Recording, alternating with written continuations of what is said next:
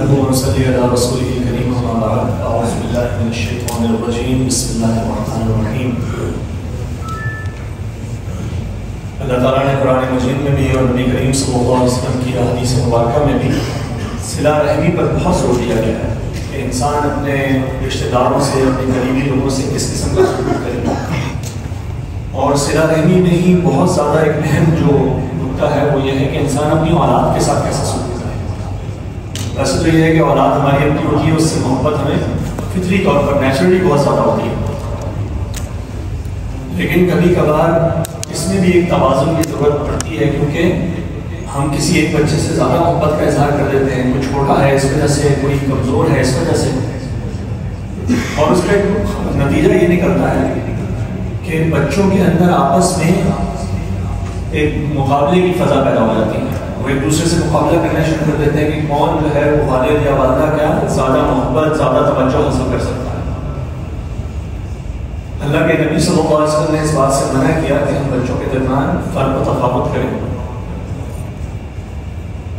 حضرت نعمان بشیر رضی اللہ تعالیٰ عنہ سے روایت ہے کہ میرے والد نے مجھے اپنے مال میں سے کچھ ہدیہ دیا، کچھ تحفہ دیا، تو میری والدہ نے کہا کہ میں اس وقت تک راضی نہیں ہوں گی اس پہ جب تک آپ صلی اللہ علیہ وسلم اس پر گواہ نہ مل جائیں، یعنی کہ یہ بات جو ہے اس کی توثیق، اس کی انڈورسمنٹ نبی کریم صلی اللہ علیہ وسلم کر دیں تب میں اس بات پہ راضی ہوں گی۔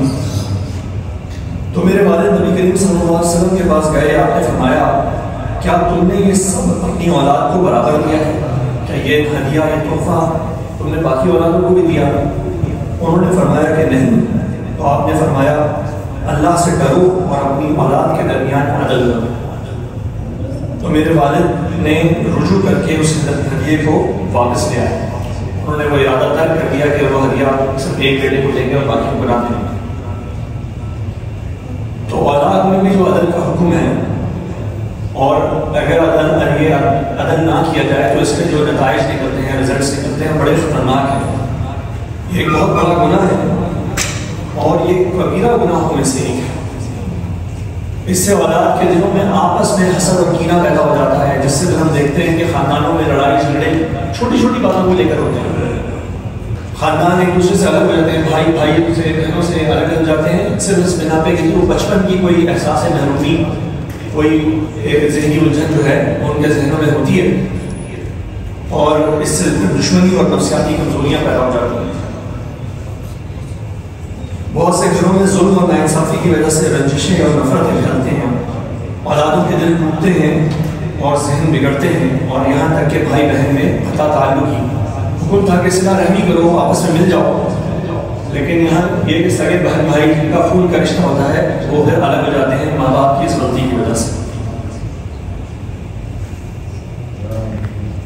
اور یہ صرف آپس کا ہی مسئلہ نہیں ہے کہ بہن بھائیوں کے اندر کیا رنجشیں پیدا ہو رہی ہیں، بلکہ اگر ایک انسان کو اتنی محبت نہ مل رہی، اس کو لگے کہ مجھ سے محبت نہیں کی جا رہی، تو یہ ایک نفسیاتی، ایک سائیکولوجیکل ایشو ہو جاتا ہے اس کے ساتھ۔ اب وہ دنیا بھر میں اسی کمزوری، محرومی کے ساتھ جاتا ہے، وہ ہر ایک کو خوش کرنے کی کوشش میں لگا رہتا ہے کہ کہیں یہ مجھ سے پیار کر رہے ہیں، یہ مجھ سے مجھے محبت دے دے، اور ہر ایک کو خوش کرنا یہ مسلمان کا کام نہیں ہے۔ مسلمان کا اصل کام تو ہے اللہ کو خوش کرنا، اور پھر اللہ کے ماننے والوں کو، یعنی کہ والدین کو اور باقی لوگوں کو خوش کرنا۔ لیکن یہ جو اس کو آج کل کہتے ہیں پیپل پلیزنگ، کہ لوگوں کو جا کے خوش کیا جائے مسلسل، کہ وہ لوگ ہم سے محبت کرنا لگ جائیں۔ تو یہ کہاں سے آ رہا ہے؟ یہ وہاں سے آ رہا ہے جہاں ماں باپ نے بچوں کے ساتھ عدل نہیں کیا، ان کو برابر محبت، برابر توجہ نہیں دی۔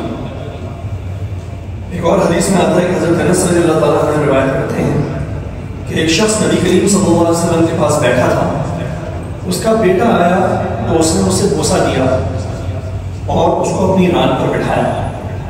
پھر اس شخص کی بیٹی آئی تو اسے اس نے سامنے بٹھا دیا، اور آپ صلی اللہ علیہ وسلم نے فرمایا ایسا کیوں کہ تم نے دونوں کے ساتھ برابری نہیں کی۔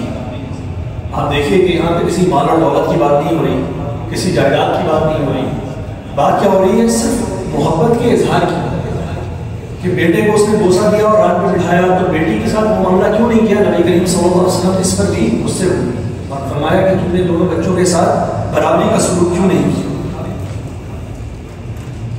اللہ تعالیٰ قرآن میں ہمیں حکم دیتے ہیں ان اللہ یأمر بالعدل والإحسان، بے شک اللہ حکم دیتا ہے انصاف کا اور نیکی کا. تو انصاف جو ہے وہ بچوں میں بھی ہوگا، باقی جگہ میں بھی ہوگا. وَإِيتَاءِ ذِي الْقُرْبَىٰ وَيَنْهَىٰ عَنِ الْفَحْشَاءِ وَالْمُنكَرِ وَالْبَغْيِ يَعِظُكُمْ لَعَلَّكُمْ تَذَكَّرُونَ. اور اللہ تعالیٰ حکم دیتا ہے قرابت داروں کو حق دینے کا اور منع کرتا ہے بے حیائی سے، برے کاموں سے اور ظلم اور زیادتی سے. بچوں کا حق مارنا، چاہے وہ محبت میں ہو، چاہے وہ توجہ میں ہو، چاہے وہ مال و دولت میں ہو، یہ سب بھی ظلم اور زیادتی کے اندر آ جائے گا. اللہ تعالیٰ ہمیں سے محفوظ فرمائے. اللہ تمہیں نصیحت کرتا ہے تاکہ تم یاد رکھو.